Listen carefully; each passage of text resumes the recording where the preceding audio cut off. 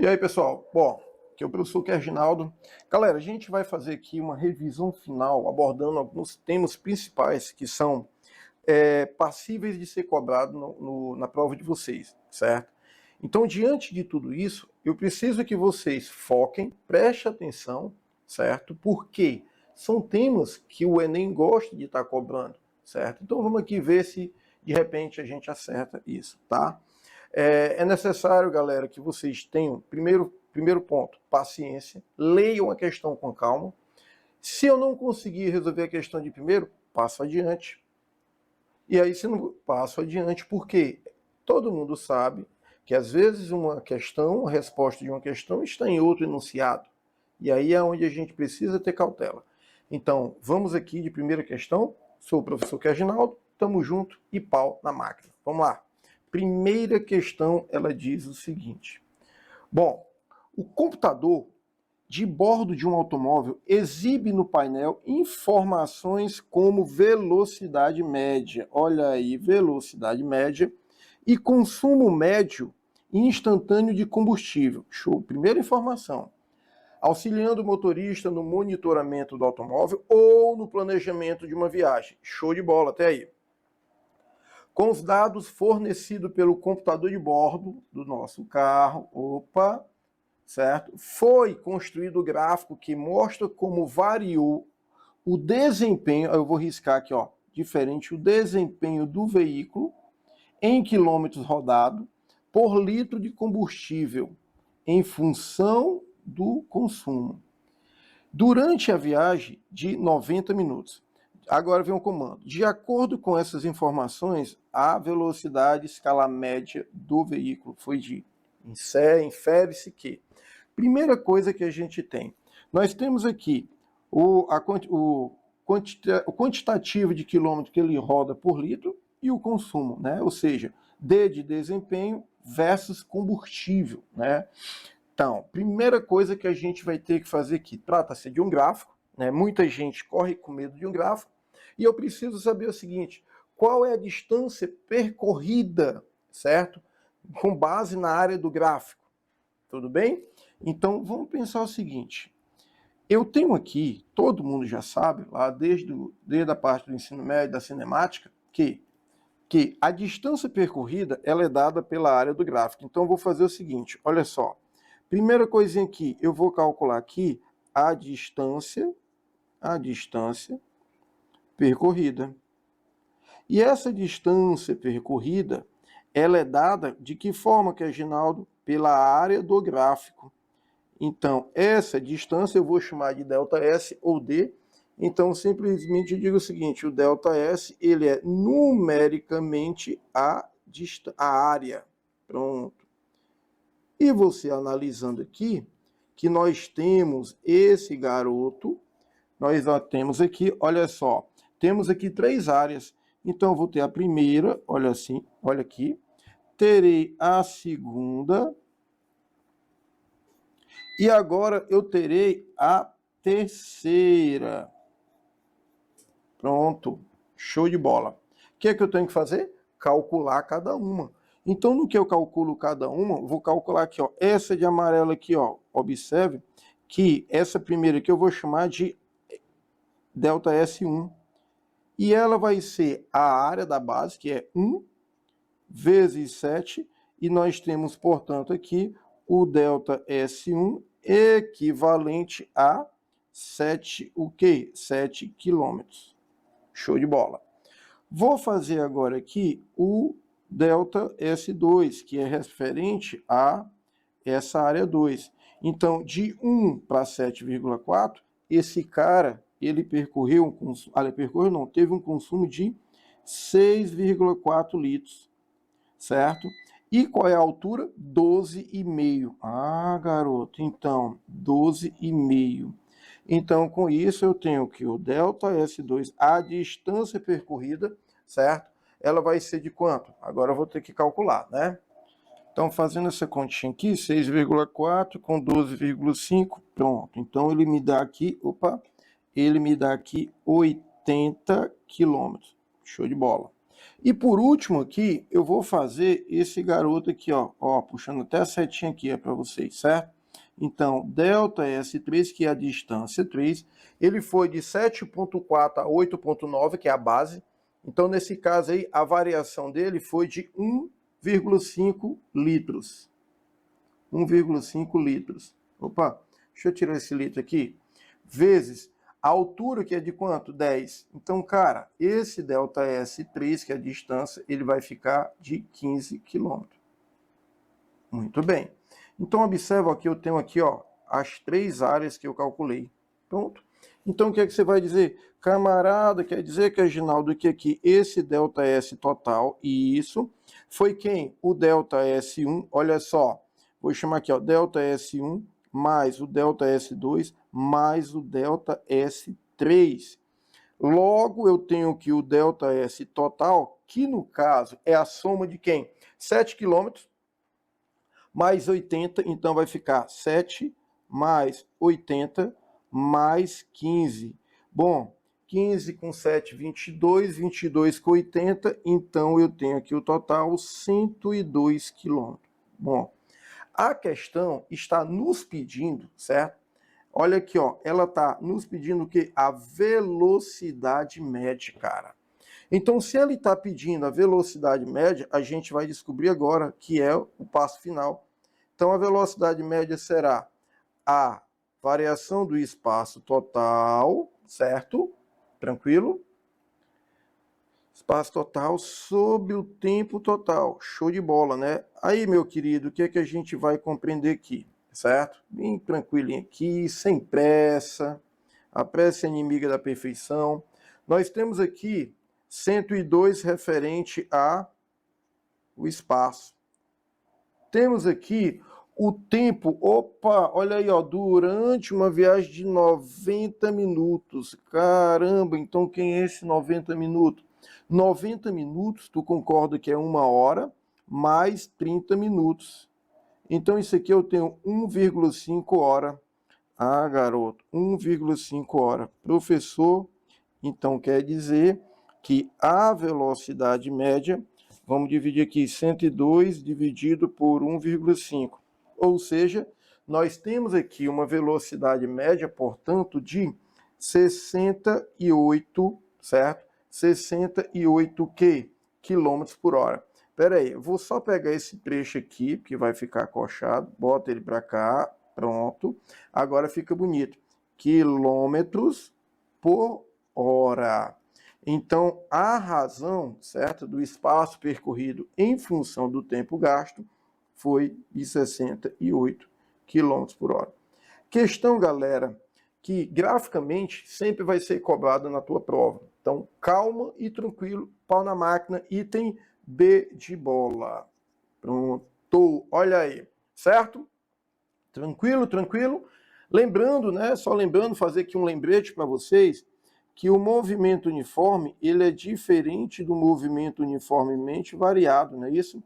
Enquanto esse cara nós temos aqui velocidade constante diferente de zero, esse cara nós temos uma aceleração constante diferente de zero.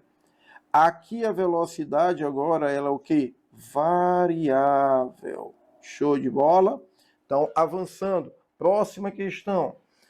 Próxima questão diz o seguinte: as figuras representam o mesmo navio cargueiro atracado em um porto, flutuando em equilíbrio em duas situações. Tá, então tem um navio atracado no porto, estando em equilíbrio em duas situações. Uma, ele estando carregado e depois de ser carregado contêiner. Antes de ser carregado e depois que foi carregado de contêineres, certo? Comparando essas duas situações, o empuxo pela água da água do mar do líquido, aliás, aplicado pela água do mar no navio. Meus amigos, bom, o que é o empuxo? O empuxo é uma grandeza vetorial, certo? Onde ele tem direção vertical e sentido ascendente. Então, portanto, o empuxo é o peso do volume do líquido deslocado. Então, empuxo é a densidade do fluido, o volume submerso vezes a gravidade. Tudo bem? Então, vamos lá. Então, o que acontece? Quando ele está numa condição de equilíbrio, simplesmente nós temos que o empuxo ele vai ser igual a quem? Ao peso.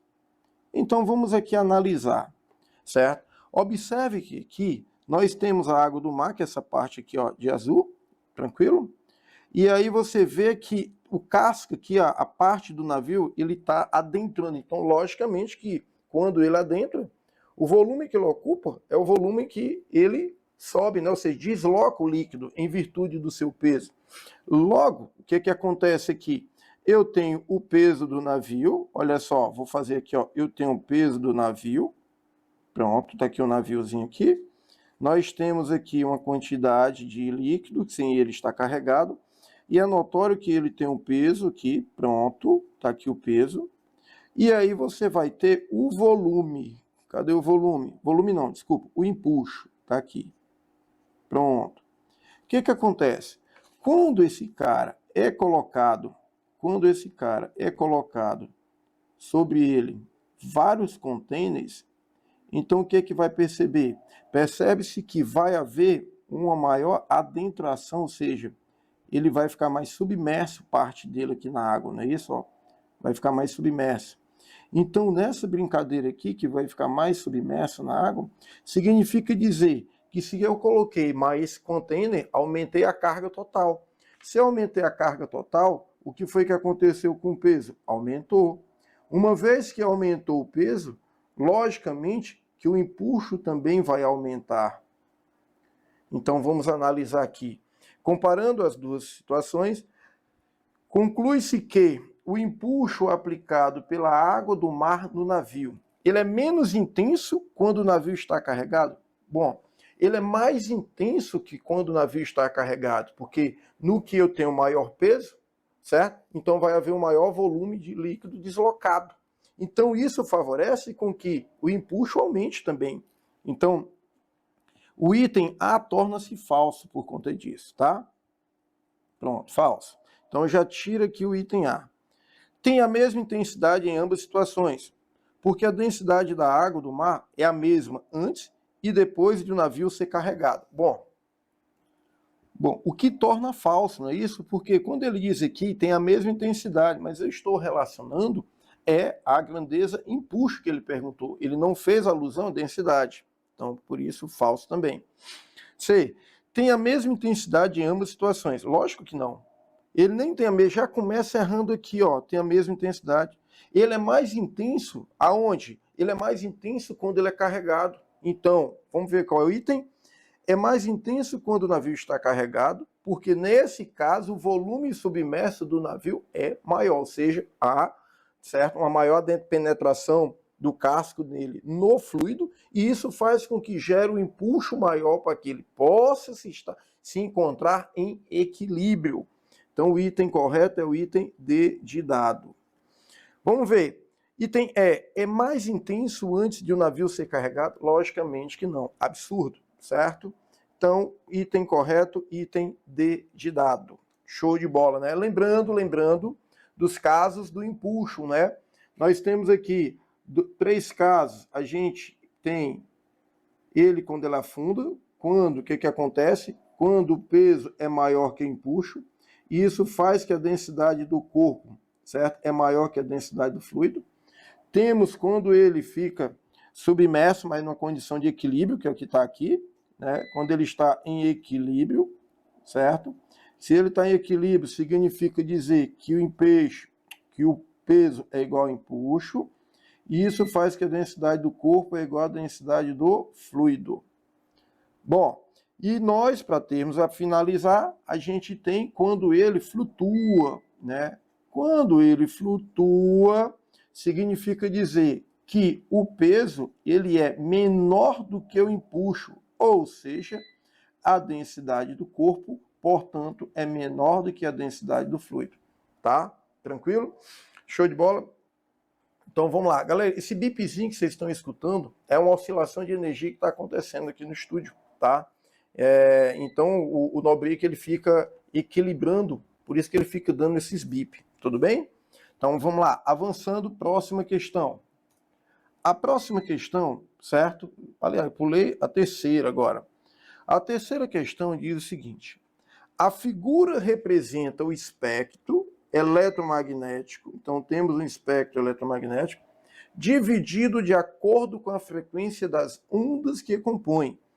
Então, analisa aqui que a questão te colocou o espectro, ele deu o rádio, micro-ondas, infravermelho, a luz visível, ultravioleta, raio-x e raio gama.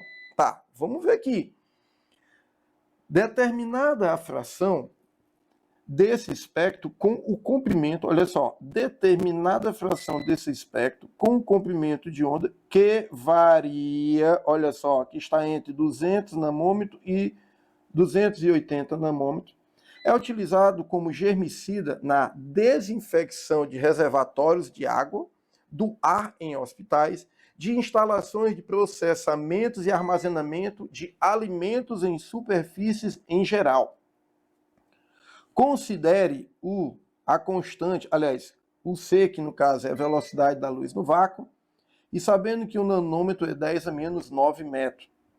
Essas ondas eletromagnéticas utilizadas como germicida pertencem a que faixa? Bom, aí o que a gente vai fazer? Lembrando da equação geral de onda, né? Ou seja, relação fundamental, lambda vezes a frequência é igual à velocidade. Aqui, ó. O que a gente vai analisar? Bom, para que eu saiba se ele esteja entre ultravioleta, micro-ondas e infravermelho, eu vou calcular a frequência. E essa frequência, meus amigos, olha só, essa frequência ela vai ser a razão onde a velocidade que ele tem aqui é a própria velocidade da luz no vácuo. Então será C sobre lambda. Show de bola? C sobre lambda. Pronto. O C sobre lambda. O que acontece aqui? Eu vou calcular essa frequência de duas formas. Como? Eu vou calcular ela para 200 nanômetros e depois para 280 nanômetros. Com isso, eu tenho aqui dois tipos de frequência. Eu tenho uma frequência mínima, que seria a primeira, que é 3/10 a oitava, dividido por 200 nanômetros, que vai ficar, olha, cara, é se ligar na notação científica.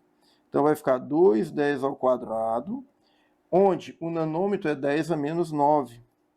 Pronto. Então o que acontece aqui? A frequência mínima aqui, ó, vai ficar 3 dividido por 2 dá 1,5. 10 a oitava, que está lá em cima, vezes aqui embaixo, ó, dá 10 a menos 7. Quando ele sobe, sobe positivo. Ou seja, nesse caso, a frequência mínima, meu amigo, ele vai ficar de quanto? Certo? Nesse caso, 1,5 vezes 10 a 15 Hz. Deixa esse cara quietinho. Já achei uma. Agora eu vou achar outra. Para eu achar outra, eu vou trabalhar com quem? Com 280 nanômetros. Mesmo procedimento, certo? Então, o que é que eu vou fazer? Vou fazer aqui, ó. Colocar aqui, ó. Frequência máxima vai ficar C sobre lambda. Ora, quem é o C? 3 vezes 10 a oitava. Show de bola. Quem é o lambda? Ou seja, aqui eu vou ter 280, que no caso é 28 vezes 10, certo? Nanômetro. E quem é o nanômetro? 10 a menos 9. Então você tem que a frequência máxima vai ser igual. O que é que eu vou fazer? Cara, trabalhar o braço, dividir 3 por 28. Então, 3 por 28 vai me dar aqui 0,107, 10 a oitava, certo? E aqui embaixo, ó, esse cara aqui que eu vou fazer, ó, olha só, esse cara aqui, ele é 10 a menos 8. Então, por ele ser 10 a menos 8, ele vai subir como 10 a oitava positivo, certo? Por ele subir como 10 a oitava positivo, tranquilo? Eu vou fazer o seguinte, eu vou trazer esse pedaço aqui, ó, para cá, pronto. E eu vou trazer esse camarada para cá, pronto, vai ficar melhor. Show de bola. Então, ó, pronto. Aí o que vai acontecer aqui? Nós temos, então, que a frequência máxima é igual. Olha só, galera, se aqui está 10 a 15, então o que é que eu posso fazer? 8 com 10 oitava com 10 oitava dá 10 a 16. Então eu posso quebrar esse 10 a 16 assim, ó, 10 vezes 10 a 15. Ou seja, eu vou multiplicar esse camarada aqui, ó, 0,107 vezes 10. E que isso, portanto, vai dizer que é quanto? Vamos lá. Vai ficar 10,7 vezes, 10,7 vezes, aliás, não é nem 10,7. Olhando aqui, ó, é 1,7. Isso mesmo, 1,7. Pronto.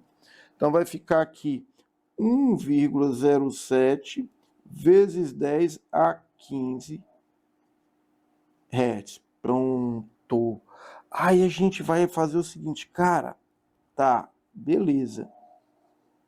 Então quer dizer, eu tenho uma frequência, olha para cá, olha aqui, galera, eu tenho uma frequência mínima e eu tenho uma frequência máxima, tá? Então o que acontece nessa frequência máxima, né? O que vai acontecer aqui? Bom, eu vou olhar, vem para cá bem aqui, ó, aonde está a ultravioleta, porque eu vou me concentrar, eu vou me ater realmente na potência de 10. Então aqui, ó, tem um 10 a quarta, que é pertinente à luz visível, e a 10 a 16 é a transição aqui, ó, entre a luz ultravioleta e raio-x. E ele está 10 a quinta.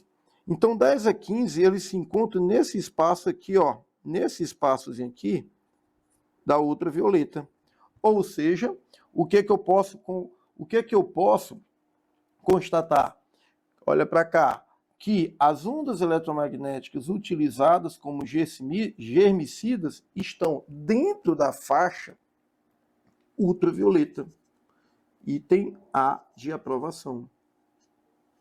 Beleza? Primeiro, você calcula a frequência mínima, calcula a frequência máxima, vou analisar a potência de 10, e a potência de 10, que no caso é 10 a quinta, ela compreende dentro do espectro entre luz visível, da faixa de luz visível, e ultravioleta. Ou seja, 10 a 15 se encontra na faixa ultravioleta. E lembrando que ondas eletromagnéticas, né, se propagam no vácuo, independem do meio material. Show de bola? Próxima questão. Próxima questão diz que, no caso, questão 4. As figuras mostram duas imagens da mesma lapiseira. São imagens da mesma lapiseira, formadas por duas lentes esféricas de vidro, uma convergente e a outra divergente. Tá. Então, ou seja, a figura 1, olha aí, ó, a figura 1, ela já diz que é convergente. E a figura 2 já nos mostra que ela é divergente. Sabendo que o aumento linear transversal das imagens 1 e 2 são, respectivamente, 2 e 0,8. Bom, o que é o aumento linear transversal? Então, o aumento linear transversal é a razão do tamanho da imagem e o tamanho do objeto. Pronto. Essa é a razão. Certo? Então, vamos pensar aqui. Então, com isso, o que é que eu vou fazer, né? Bom, eu conheço aqui, ele está pedindo aqui o valor de L, ou seja, a espessura do mesmo lápis quando agora ele é colocado diante de uma lente divergente. Tá, então, com base na figura 1, olha só, na figura 1, por ela ser convergente, vamos pensar aqui, aí, meus amigos, coloca aqui a equação A igual a I sobre O. Tá. Mas você tem aqui o A1. Quem é A1? A1, que ele fala que é em relação à lente, a lente que no caso aqui ela é convergente, vou botar aqui, ó, convergente, e a outra é divergente. Aí o que você vai fazer? Você tem A1, que é quanto? 2. Então, deixa eu só apagar aqui. Vai ficar 2. 2 igual, certo? O que é que eu preciso saber? Bom, eu tenho aqui a imagem que eu estou vendo fornecida, que ela tem 1,6 centímetros. Então, eu preciso saber o tamanho do objeto.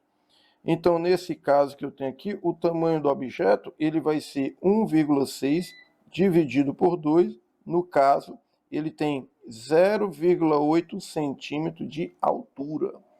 O nosso objeto aqui, ele tem 0,8.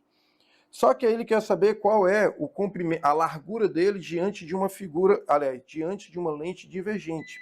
Então, na figura 2, que temos uma lente divergente, certo? Ele vai ser, você percebe que ele é menor. Então, quanto é essa imagem, tá? O tamanho do objeto não vai estar variando. Então, o que é que eu vou fazer? A2 igual a I sobre O. Bom, eu tenho A2 que é quanto? 0,8. A questão já nos informa aqui, ó, 0,8. A imagem, não sei. Então, vou chamar a imagem de quê? De L, que é o que ele está me dizendo aqui, ó. L é igual a essa imagem. O O é 0,8. Ah, garoto, então L é igual a 0,8 vezes 0,8, portanto dá 0,64 centímetros. Meus amigos, ó, professor, eu não entendi. Tá, tudo bem.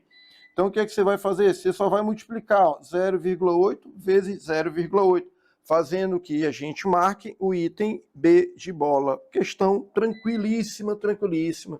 Cuidado com essas questõezinhas aí, certo? Dá uma olhadinha, com calma, ó, pau na máquina. Vamos lá. Próxima questão, avançando. Bom, na questão número 5, a gente tem uma questão de eletricidade. E ele diz o seguinte: uma situação comum em residências antigas é a incompatibilidade entre cabos elétricos instalados e a demanda atual da energia elétrica. Nessas residências, dispositivos de proteção podem interromper o circuito quando vários eletrodomésticos são ligados simultaneamente. Ou seja, ele vai ultrapassar a corrente permitida pelo a chave, que no caso a gente chama de disjuntor. Quando isso acontece, para evitar um curto, ou seja, o efeito Joule, um aquecimento, a chave dispara, certo? Isso pode ser proveniente de circuito mal dimensionado, pode ser sobrecarga de circuitos, tranquilo? Então, continuando, a figura mostra a planta da cozinha e da lavanderia em uma residência antiga, em que a instalação elétrica, olha só, é protegida pelo disjuntor. Tá aqui o bonitão, o disjuntor de 30 amperes. Nesses locais já estão em funcionamento, olha só, uma TV, uma máquina de lavar roupas. Também consta nessa instalação um forno micro-ondas, liquidificador, ferro de passar. Então, olha só, veja aqui na questão, ó, que nós temos tudo isso aqui. Temos uma cozinha e que a cozinha tem TV, certo? Micro-ondas, liquidificador, máquina de lavar e ferro de passar. Muito bem, vamos avançar. Então ele diz o seguinte: o disjuntor interromperá a corrente elétrica simultaneamente com a televisão e com a máquina de lavar. Então, peraí. Sempre a televisão e a máquina de lavar vai estar em questão. E aí ele deu uma tabela com potência, a potência da televisão. Então vamos pensar aqui, televisão e máquina de lavar. Televisão está aqui. Cadê a máquina de lavar? Também está aqui. Muito bem. Cada um tem sua potência. Só que aí o que acontece? Ele é ligado numa tensão de 220. Então, se ele é ligado numa tensão de 220, o que a gente vai lembrar? Nós precisamos lembrar que potência seria DDP vezes quem? Corrente. Se a potência é a DDP vezes a corrente, ó, então eu vou querer saber principalmente a potência não, a corrente. Deixa esse cara quietinho, certo? Aí o que é que meus amigos vão pensar? Vamos pensar o seguinte, ó. Eu tenho aqui a potência de cada um. E aí a DDP, ela não muda. Então você pensa o seguinte, olha só. Eu vou pegar esse camarada aqui e vou traçar ele... Opa, vem para cá. Trazer ele para cá. Tá aqui, ó. Certo? E a gente vai calcular a corrente para cada um desses caras aqui, ó. A corrente da TV, a corrente do micro-ondas, a corrente do liquidificador, corrente, né? A corrente da máquina de lavar e a corrente do ferro de passar. Muito bem. O que é que você vai fazer? A DDP ela é constante. Quem vai estar variando é a potência. Então, ó, 220 dividido por 220 vai me dar 1 ampere. Isso é a corrente da TV. 880, olha só, sempre 220 está aqui. Aí eu vou colocar aqui, ó, 880 dividido por 220, 4 ampere. Pronto. Continuo. Colocar agora 550. 550 dividido por 220. Aí eu não sei de cabeça, né? Na hora lá você tem que fazer. Então vai ficar 520 dividido por 220. Opa, 520 dividido por 220 vai dar 2,5. Pronto, ampere. Depois, a gente vai tirar aqui 880 de novo por 220. Portanto, dá quanto? 4 ampere. E por último, 1430. 1430 dividido por 220 vai nos dar 6,5 ampere. Beleza, galera? Então, ó, acabou aí. O que a gente vai fazer? Vamos lá. Vamos analisar, porque só a TV e a máquina de lavar, TV 1, máquina de lavar 4. Só eles dois aqui temos uma corrente de 5 ampere. Só eles dois. Certo? No entanto, o que a gente tem que analisar? Aí a gente volta na questão, volta lá na tabelinha e a gente vai perceber o seguinte. Vamos aqui. Bom, agora que eu vi aqui um detalhezinho. A tensão aqui, ó, ela é 110. Ah, então se a tensão é 110, o que a gente vai fazer aqui? A gente vai fazer simplesmente assim, ó. Multiplica todo mundo aqui por 2, porque eu coloquei aqui com 220 e lá é 110. Então aqui, ó, 1 vai ficar quanto? Espera aí, deixa eu apagar aqui. Aqui, ó, vai ficar 2 ampere. Se aqui é 4, se você dividir 880, certo? Por 110, vai dar 8. Então basta você multiplicar aqui, ó, todo mundo por 2. Então aqui dá 8. Aqui vai dar 5. Errozinho bobo, ó. 5. Aqui é 4, então vai dar 8. E embaixo 13. Pronto. Então fica aqui 8 e aqui 13. Então dessa forma, se eu tenho 2 da TV com 8 da máquina de lavar, então isso aqui vai me dar 10 amperes no total. Só isso aqui. Tá. Então vamos lá. Se for ligado o micro-ondas, quanto é que está o micro-ondas? 8.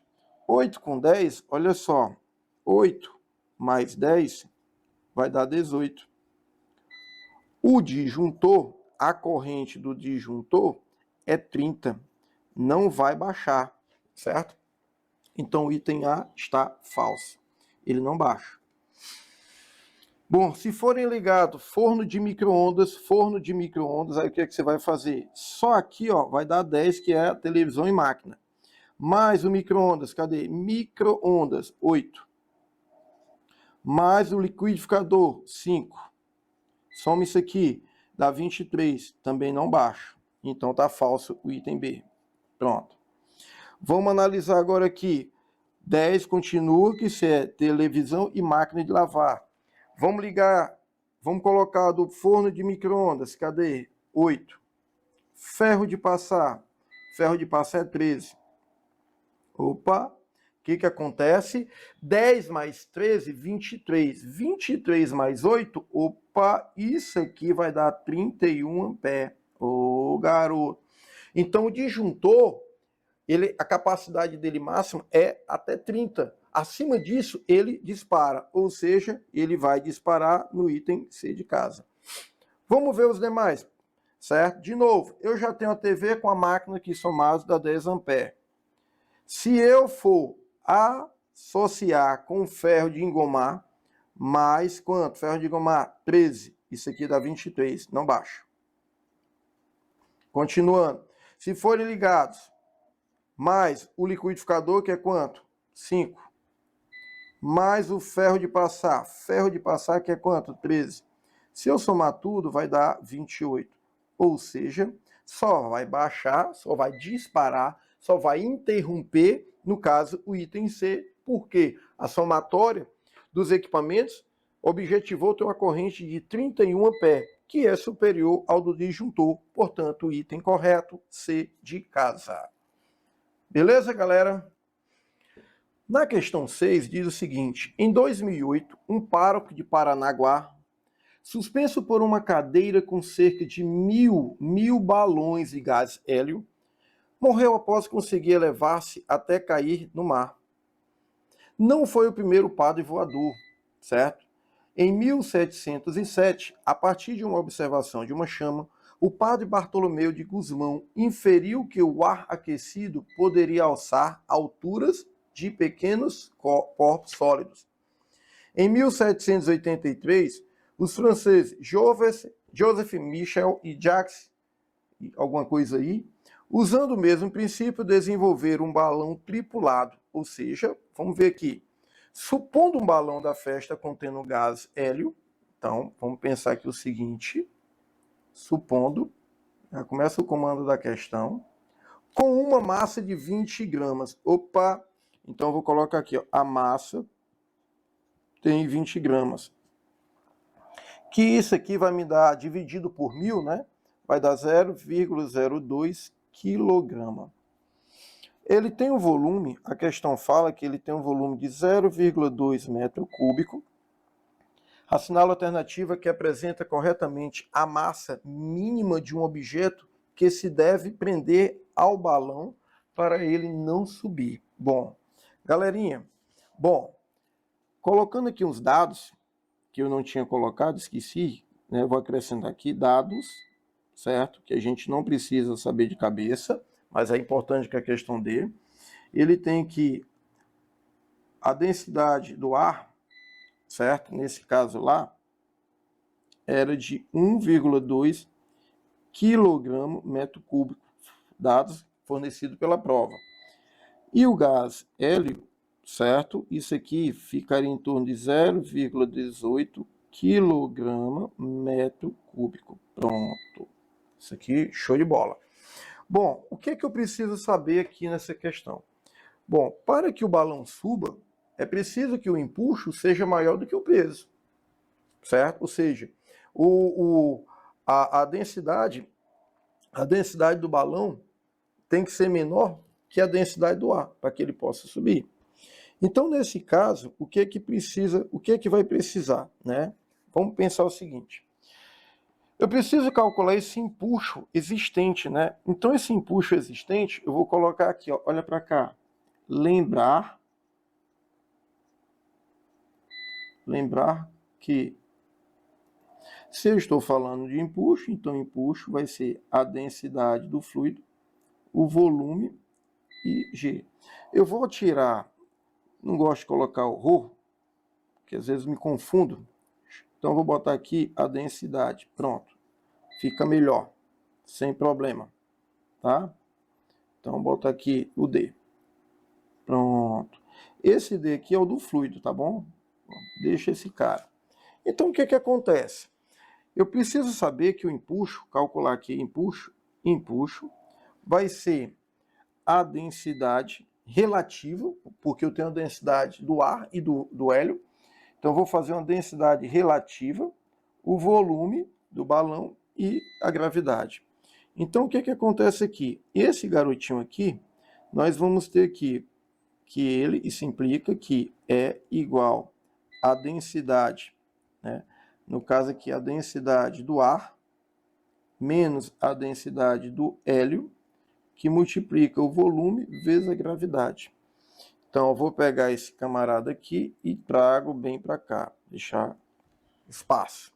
Bom, nós já temos aqui o cálculo pré-definido do empuxo. Então, vamos fazer o seguinte, empuxo igual a densidade do ar, nós temos que é 1,2 menos 0,18.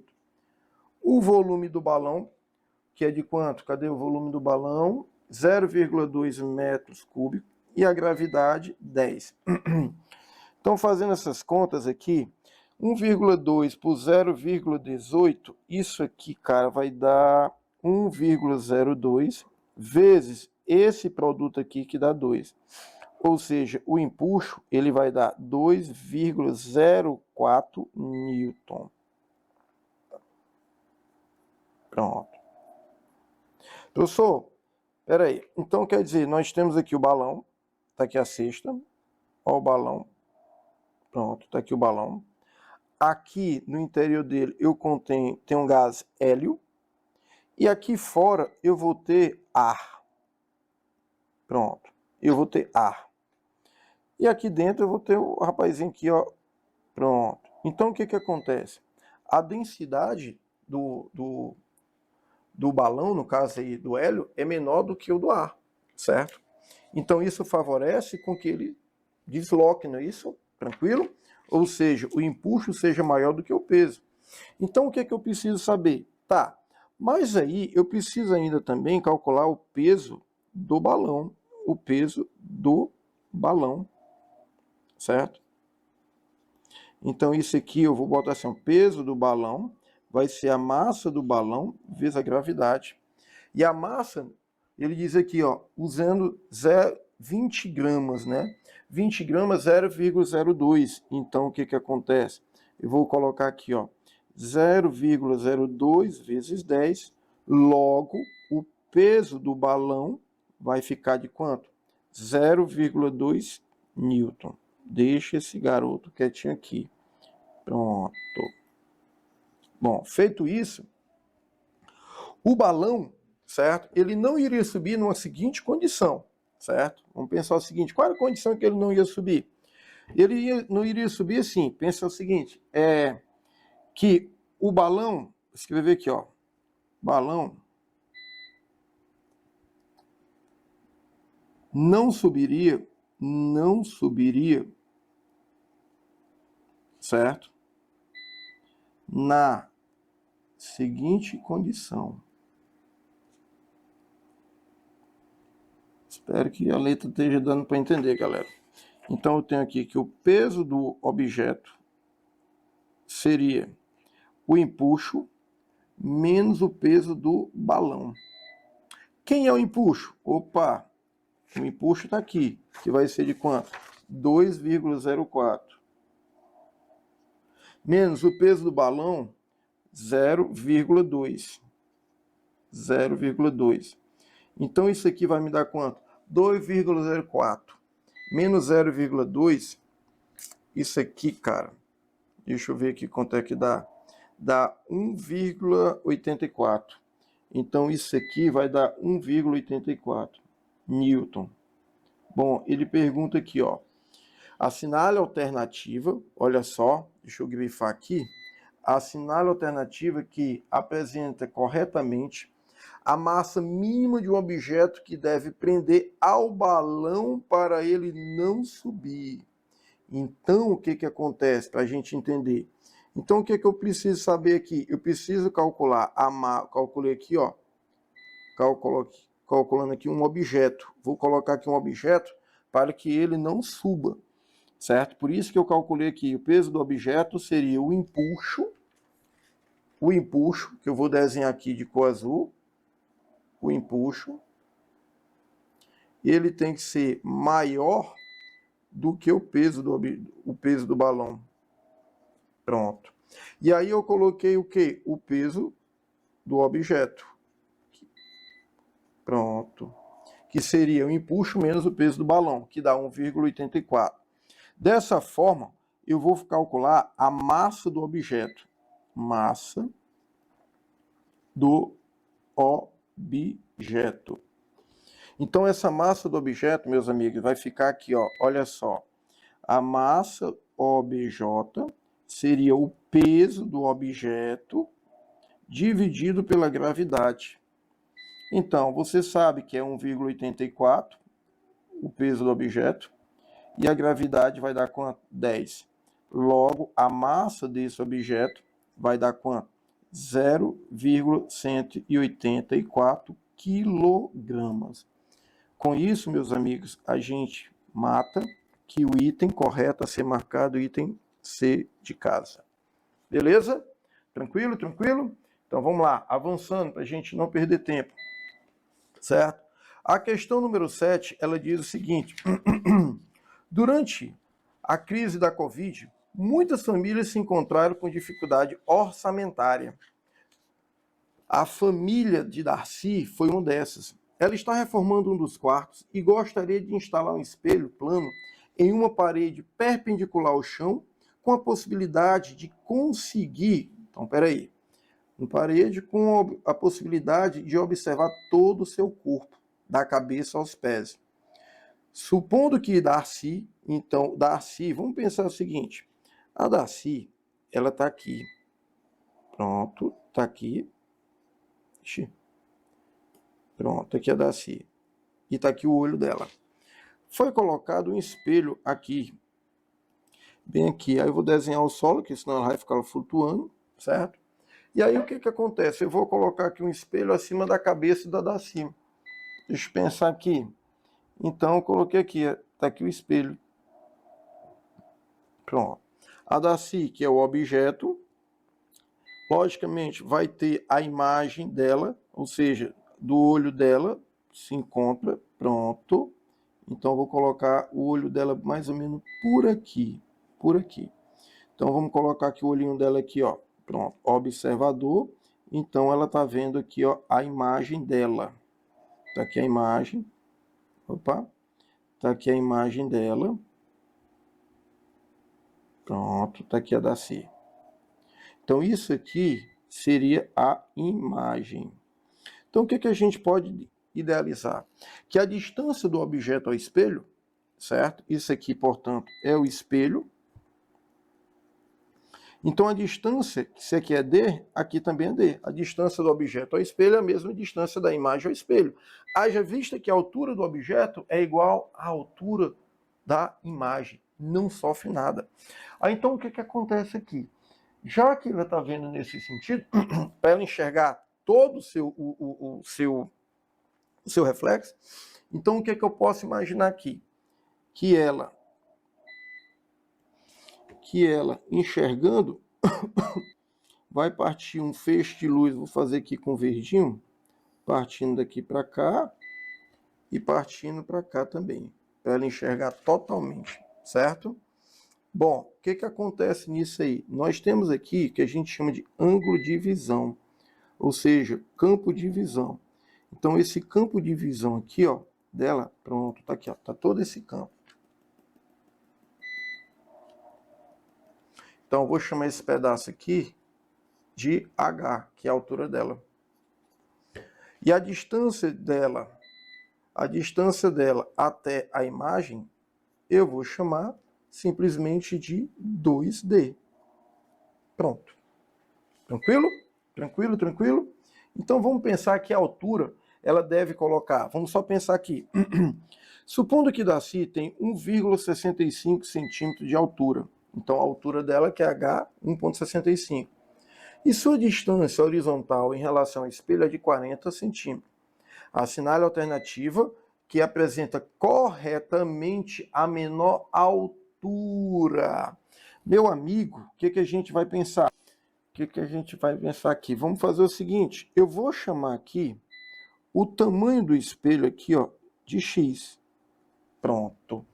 E aqui você vai observar que nós temos triângulos aqui, ó. Vou chamar aqui de triângulo, olha só. Vou chamar aqui de A, vou chamar esse ponto de B, vou chamar esse ponto de C, aqui de D e aqui de E. Muito bem. Então temos aqui uma semelhança de triângulos, certo? Como assim, Reginaldo? Vamos fazer o seguinte, a altura do menor, que é X, X está para a altura maior, que é H. Pronto. E assim como a distância do objeto ao espelho, a imagem ao espelho é D, está para a distância total, que seria a distância do olho da imagem ao objeto, que é 2D. Ou seja, galera, isso aqui o que a gente tem é uma semelhança de triângulo. Então, a dimensão, ou seja, o comprimento do espelho, olha só, por ter um meio, por isso que eu demonstrei, mas tem um bizu, que é a metade da altura. Então quer dizer que quando a questão estiver sempre falando, para que eu possa ter visibilidade do meu tamanho total, qual seria o tamanho do espelho? Então o tamanho do espelho a ser colocado é a metade da sua altura. Quer ver? Vamos ver. Então x é igual a metade da altura do cara, no caso aqui, ó, quanto é a altura do garoto? 1,65. Então você coloca aqui, ó, 1,65 m, que no caso é 165 centímetros. Divide por 2. Então, o x aqui, cara, é a metade. Então, se é a metade, olha só, 82, certo? 82, vamos ver aqui. Dizer 165 por 2, certo? Então vai ficar 82,5 centímetros, tá? Nem lembrando mais. Então, o item a ser marcado, olha só, o item a ser marcado é o item B de bola. Questão show de bola também. E agora indo aqui de questão 8, galera, ele diz o seguinte: Calisto é a segunda maior lua de Júpiter, tá? Então, a maior lua de Júpiter. Considere que Calisto descreve uma órbita circular e uniforme em torno de Júpiter. Então, peraí, vamos marcar aqui. Ela tem uma órbita circular em torno de Júpiter, contida no plano equatorial desse planeta, como ilustrado na figura. Adotando o eixo S, com origem no centro de Júpiter, então, peraí, tá muito esquisito aqui, ó, um eixo S, com origem no centro de Júpiter, sobre o qual pode-se representar uma projeção da posição de Calisto durante sua órbita. Então olha só, está aqui a projeção dela, certo? Então ela é projetada aqui nessa linha que passa pelo raio, né, no centro de Júpiter. Vamos lá, durante a órbita. O gráfico mostra a variação de S em função do tempo. Considera as informações fornecidas, os valores aproximados do raio, então olha o comando, os valores aproximados do raio da órbita e de seu período de translação em torno de Júpiter. Tá.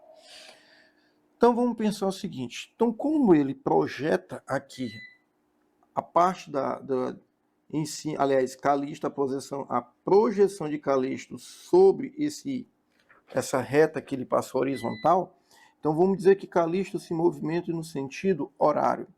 Então o que acontece? Daqui a pouco, quando ela estiver traçando aqui, ó, peraí, vou traçar aqui de verde não, amarelo.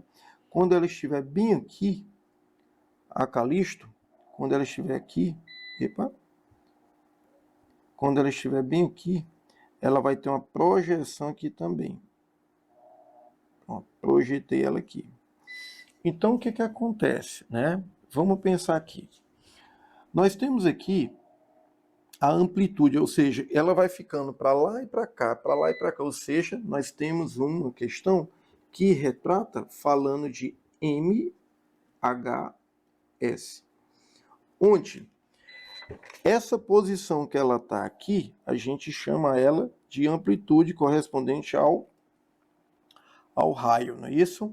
Ah, professor, então quer dizer que, veja só, ela tem uma amplitude de 2 do ponto do centro das suas extremidades e de 2, ou seja, se você observar, ela tem um diâmetro equivalente a 4 dessa sexta, mais o raio, né?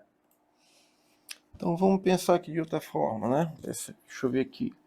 Então, quando ele diz aqui o período de translação, cara, então o período de translação é o tempo em que ele leva, né, para dar uma volta completa.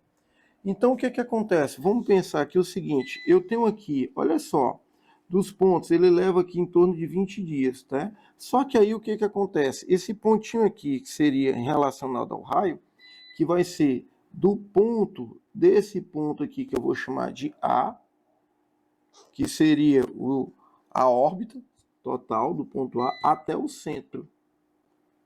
Aí o que a gente vai perceber? Eu vou traçar aqui, deixa eu apagar. Então eu vou pegar o verde e vou traçar aqui uma retazinha. Epa. Pronto, tracei essa retazinha aqui. e a outra lá no ponto mais alto. Então ela vai ficar mais ou menos por aqui, né? Que ele quer de forma aproximada. Então, pronto, mais ou menos por aí, entre 18 e 19. Então o que que acontece? Nós temos aqui aproximadamente entre 2, aqui vai ter 0, 2, 1, para 20 dá aproximadamente em torno de 19, certo? 19, que é 1,9. Então, o que que acontece? Como ele quer saber de forma aproximada, então, o período de translação em torno de Júpiter, ele quer saber que o raio da órbita. Então, o raio da órbita seria, não é 3,6, nem é 9, nem é 9. Então, fica entre 1,9, ou seja, fica entre os itens B, ó, já fica entre esses itens aqui, que eu vou ter que olhar, item B e E. Muito bem. Aí o que que acontece? Qual seria o período que ele leva para fazer essa volta completa? Então, observa que nesses pontinhos aqui, nesses pontos onde tem a projeção do Calisto nessa reta horizontal, ele está exatamente aqui, deixa eu apagar, vamos ver aqui, contando, caramba, na prova, se cabra tiver problema de vista, fica ruim, viu? Então, esse pontinho aqui, ele está no 3, contando, e aí eu vou traçar essa retinha aqui, lá para o outro ponto onde tem 20. Pronto. Então, esse outro ponto aqui é exatamente 20. Então, o que é que acontece? Esse raio aqui da órbita, né? Ele é determinado pela distância entre o ponto A e o centro que a gente já fez. Show de bola. Agora eu vou calcular o período. Então, esse período, ele vai ser a variação do período, galera. Vamos pensar o seguinte. A variação do período vai ser, cadê? Vai ser aqui 20 menos 3, ou seja, ele tem o quê? 17 dias. Então, deixa eu puxar esse camarada para cá. Pronto. Então, ele vai ficar 17 dias. Então, o item correto qual é? 1,8 não é 8,5, é 17, ou seja, item E. Cuidado com esse tipo de questãozinha. Questão de gráfico, galera, é ter calma. Não tem para onde correr, porque é questão difícil, tá? Então, avançando. Questão 9. Dois blocos A e B de massas, então por lá, dois blocos A e B de massa, 6 e 2 quilos, estão em repouso, ligados por um fio ideal que passa por uma polia de massa desprezível, fixa em uma haste horizontal. Muito bem. Inicialmente, o sistema não se movimenta devido à ação de um conjunto de travas que prende o bloco B, no caso, figura 1. Nessa situação, a base do bloco A está a 3,2 metros de altura e o bloco B está em contato com o solo. Muito bem. Quando o bloco B é liberado, os blocos passam a se mover livremente de quaisquer força dissipativa, e em um dado instante as bases dos blocos A e B estão a uma mesma altura. Tá. Qual é a velocidade dos blocos A e B? Então, peraí, vamos pensar o seguinte. Bom, a massa de A, ela é maior que a massa de B. Então, ele vai ter um sentido anti-horário. Se ele vai ter um sentido anti-horário, então o que que acontece aqui? Vamos lá. Eu vou ter que, quando ele sai, então significa que esse blocozinho aqui, ó, olha só, o P de A, menos aqui ó, a tração para cima. Essa tração é a mesma desse fio, e aqui eu tenho um peso de B. Então, observe que o movimento se dá no sentido anti-horário. Então, o que que acontece? Desse lado aqui, você percebe que para ele descer, o peso de A tem que ser superior à tração. Então, vai ficar aqui, ó, olha só. Peso de A, vou botar bem aqui, ó, peso de A menos a tração é igual a massa de A vezes A, ou seja, a gente vai trabalhar com a segunda lei de Newton. Segunda lei de Newton, onde eu tenho somatória das forças resultante é igual a massa vezes aceleração. Muito bem, certo? Então, olhando agora para o bloco B, eu tenho que a tração é maior que o peso de B. Então fica massa de B vezes A. Passa a régua e observa que eu vou cortar tração positiva com tração negativa. Portanto, vai sobrar desse lado aqui, ó, peso de A, menos o peso de B, e vai ser a somatória de A mais B vezes A. Muito bem. Feito isso, na nossa brincadeira, nós vamos ter aqui o seguinte. Olha só. Vamos pensar o seguinte. Vamos aqui. O peso, cara, o peso aqui, meu irmão, ele vai ser, vamos colocar aqui, ó, peso de A, peso de A menos o peso de B igual a somatória das massas. Aí, meu filho, lembra que peso é massa vezes a gravidade. Então, se a massa de A é 6, o peso é quanto? 6 vezes 10, ou seja, lembrando ó, que peso é massa vezes a gravidade. Então, quanto é o peso de A? 60. Se a massa de B é 2, quanto é o peso? 20. Então, vai somar aqui 6 mais 2 vezes A. Então, vai ficar 40 de um lado e 10 do outro. 10 não, 8. 8 do 8. O do outro. A aceleração vai ficar quanto? 5 metros por segundo ao quadrado. Tá. Que é, Ginaldo? Tá, tudo bem. Só não estou entendendo o que ele está fazendo lá em cima. Só que veja o seguinte. A aceleração do conjunto é 5. Então, se o A desce com 5 metros por segundo ao quadrado, o B vai subir com 5 metros por segundo ao quadrado. Atentem aqui para um detalhe que a questão disse que em um dado instante, aqui, ó, em um dado instante, as bases dos blocos A e B estão a uma mesma altura em relação ao solo. Ou seja, se estão a uma mesma altura, e inicialmente a altura era 3,2, e agora, na figura 2, eles estão à mesma altura, então significa dizer que essa mesma altura, 3,2 se dividiu pela metade, ou seja, cada um, o A desceu 1,6 e o B subiu, portanto, 1,6, tá? Então quer dizer que, Reginaldo, que nesse caso aqui, certo? Nesse caso, os blocos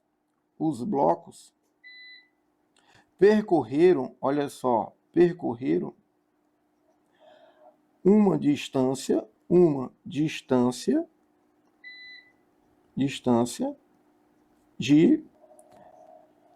1,6 metros. E ele quer saber qual é a velocidade, vamos lá, a velocidade V dos blocos A e B no instante em que suas bases estiveram à mesma altura. Aí o que, que a gente vai aplicar? Torricelli. Por quê? Porque o que, que acontece? Quando eles chegaram à base, significa dizer, certo? Seja um, seja outro. No caso, eu vou pegar aqui para o bloco A, tanto faz que ele se equipara. Então, fica negativo, porque vão desacelerar a aceleração e a distância que percorreram. Então, a velocidade final é 0, certo? Vamos ver aqui. Não é nem isso, não. Vamos fazer diferente.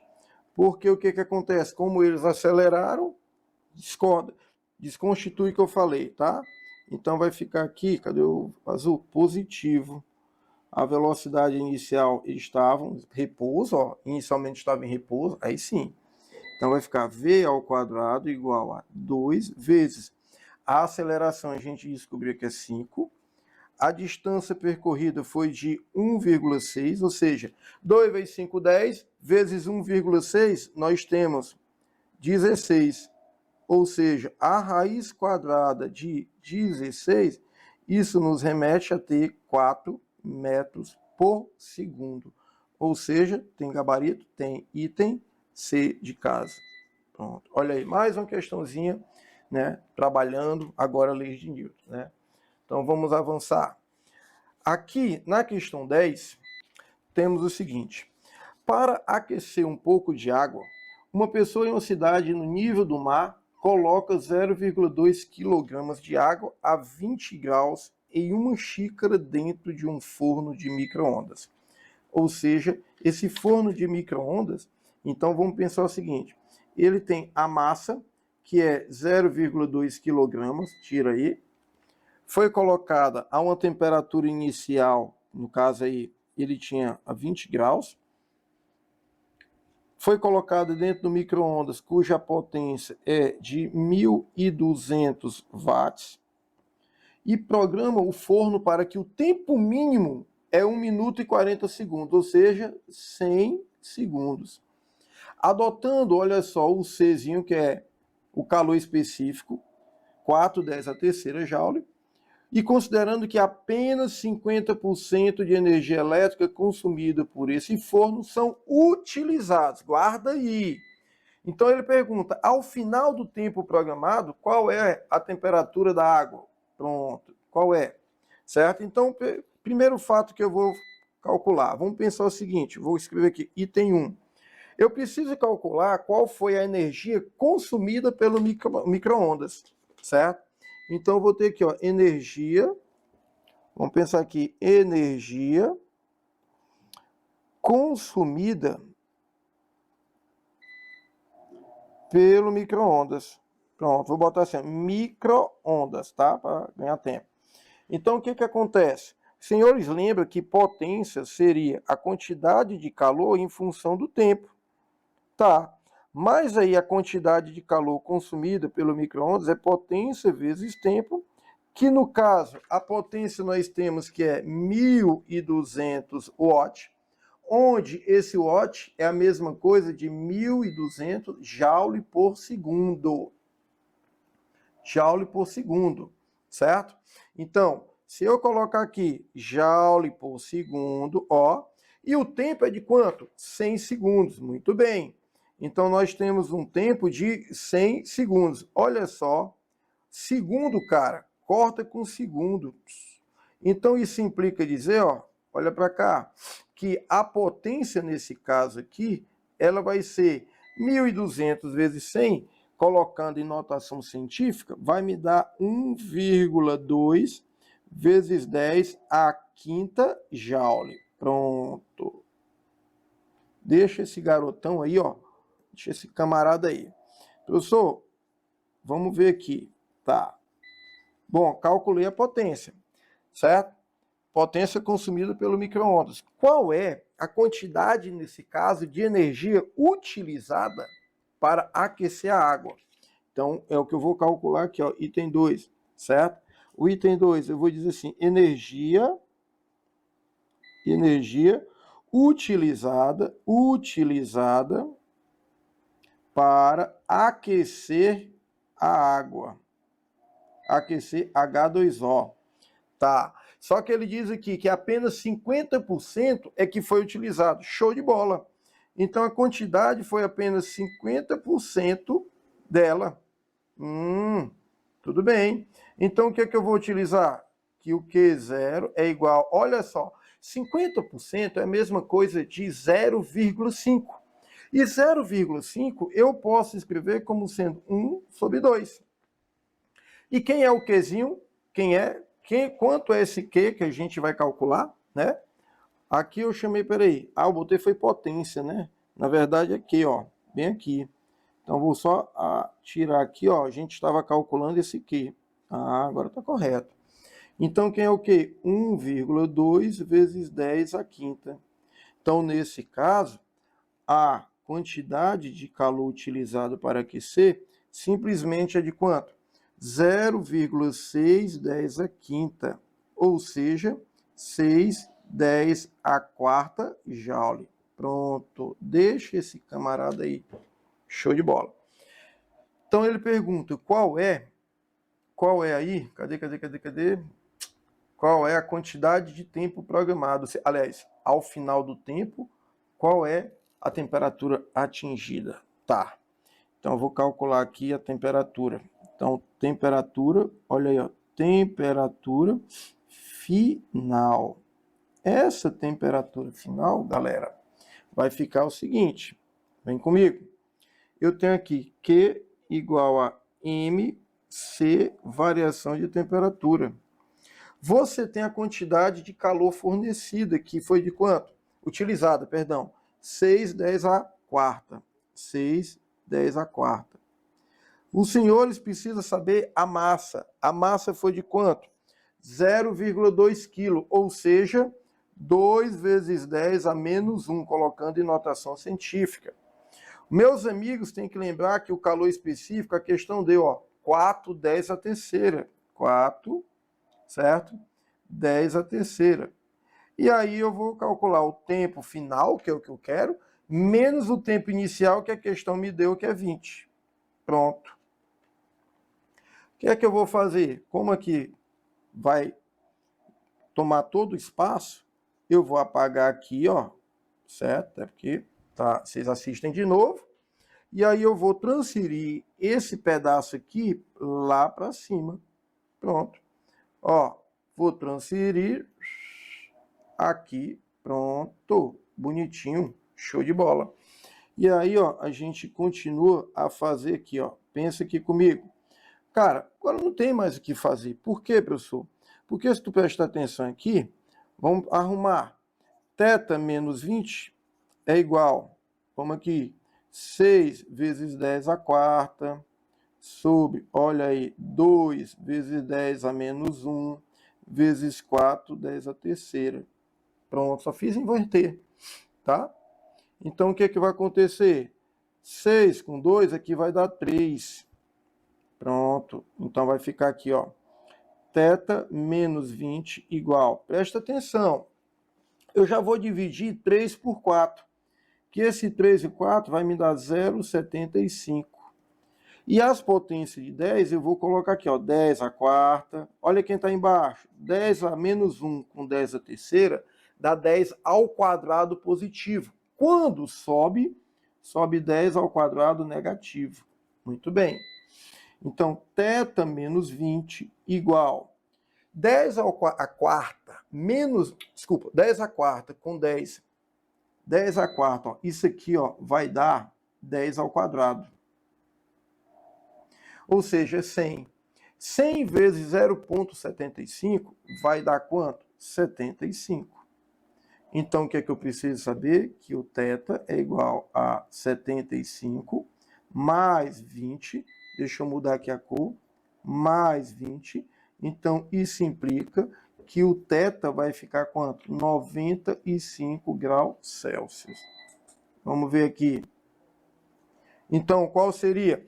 95 graus Celsius e não teria iniciado a vaporização, certo? Opa, perfeito. Por quê? Só vai vaporizar quando a temperatura estiver a 100 graus. Então, o item a marcar, item A de avião. Beleza? Estamos terminando. Então, a 11ª questão diz o seguinte, né?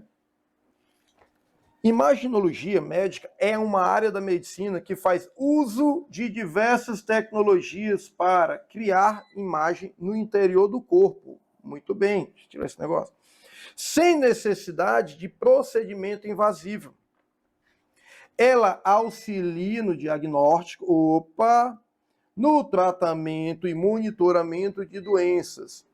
Dentre os objetos, dentre os exames realizados em imaginologia médica, o que é que eu posso fazer? Destacar o quê? 3 componentes: tomografia, ultrassonografia e a ressonância magnética. Bom, aí ele diz o seguinte: dentre os exames de imagens citados, são empregadas ondas eletromagnéticas. Opa, tá. Mas quem são ondas eletromagnéticas aqui, ó? A tomografia é um exame que utiliza raio-x e um computador. A ultrassonografia, exame que utiliza ondas ultrassonoras de alta frequência. E a ressonância são exames que utilizam um intenso campo magnético. Meus amigos, a gente tem que lembrar que a gente já resolveu agora algumas questões atrás sobre o espectro eletromagnético. E vamos fazer aqui, ó. A gente tem do espectro, vamos pensar aqui, eu tenho ondas de rádio, ó, ondas de rádio. Aí temos aqui micro-ondas. Depois a gente tem a infravermelho. Depois a gente tem luz visível, ultravioleta, raio X e raio gama. Muito bem. Então, o que, que a gente vai analisar aqui? Vamos bisurar um pouquinho. Se eu estou falando de ondas de rádio, estou falando de FM, ou seja, ó, rádio, AM, FM, TV, pronto. Se eu estou falando de micro-ondas, vamos tratar aqui, vamos pensar aqui, forno de micro-ondas. Se eu estou falando de infravermelho, que a gente tem em casa, ó, controle remoto, certo? Se é ultravioleta, eu estou falando de quem? Do sol. Se é ultravioleta, aliás, ultravioleta do sol, peraí, errei aqui. Ultravioleta, certo? No caso, luz visível, eu estou falando de lâmpada, agora é correto. Ultravioleta, estou falando de quem? Do sol. Raio-X, eu estou falando de quê? Máquina de raio-X para analisar as partes quebradas do corpo, né? Máquinas de raio-X. E raio gama, eu estou falando simplesmente de elementos radioativos, tá? Muito bem. Agora vamos conceituar aqui. Já que eu estou falando de tomografia computadorizada, cara, a tomografia computadorizada, irmão, ela está utilizando o quê? Olha só, utiliza raio-x. E o mais, alto, olha aqui, ó, alta frequência. Alta frequência. Então, tomografia, exame que utiliza raio-x, perfeito, e um computador, show de bola, pronto. Então, é considerado como ondas eletromagnéticas, sim, a tomografia, show de bola, certo? Ultrassonografia, ultrassom, olha aqui, som, olha a palavra aqui, som, olha aí, ó, vem de quê? De ondas sonoras, meu irmão. Se é ondas sonoras, olha só, ondas sonoras, certo? Ondas sonoras vou botar aqui, ó, alta frequência, tá? Então a onda sonora não é como característica de onda eletromagnética. Então a ultrassonografia não faz parte. Se não faz parte, item A está fora, item B está fora, item C está fora. Olha aí, matou bem tranquilo, certo? E por último, vamos trabalhar aqui a ressonância magnética. É o exame que utiliza um intenso campo magnético, show de bola, maravilha, e ondas de rádio, muito bem, muito bem. Ou seja, mas aqui o que é que eu quero só trazer para vocês? São ondas de rádio, certo? São ondas de rádio, porém, certo? De baixa frequência. Ah, garoto, então o item a ser marcado dedidado. Olha aí, cuidado com essas questõezinhas. Faz tempo que não cai, vai que cai, não é isso, meus irmãos? Avançando, opa, só temos a 11ª questão, pensei que tivesse mais. Meus amigos, o que eu quero desejar aos senhores, certo? É que boa sorte a todos, né? Eu sei que para muitos alguns um ano abençoado, outros dificultoso, vamos dizer assim, de dificuldades, mas é dentro da dificuldade em que a gente cria as oportunidades. E lembre-se, galera, certo? Lembre-se, não existe benefício sem sacrifício. Foi um ano corrido, a gente que estuda para vestibular, certo? É como se estivesse carregando um peso nas costas, naquela geladeira, aquela responsabilidade de estarmos no 3º ano e com isso a gente, além de se preocupar de estudar para tirar as médias e passar, a gente tem que estudar também para o vestibular. São duas coisas assim meio chatas, né? Mas enfim, meu irmão, vai fazer a prova com calma, tenta fazer a prova deixando a ansiedade do lado, dorme um pouquinho cedo, né? E não esqueça de sempre estar agradecendo a Papai do Céu, sempre pedindo a bênção, certo? No dia da prova, não tem para onde correr. Calma, tranquilidade, faz o que está faz o que está no teu cognitivo e entrega o resto a Deus, cara. Eu só tenho isso a dizer. Que Deus abençoe vocês, que Deus proteja, que Deus ilumine e que venha a tão sonhada aprovação. Tudo bem? Siga nas redes sociais, professor Kerginaldo Mota, e lá no YouTube, Física Descomplicada. Kerg Física Descomplicada. Senhores, um abraço, um beijo bem gostoso. Que Deus abençoe todos vocês. Valeu, galera. Fui!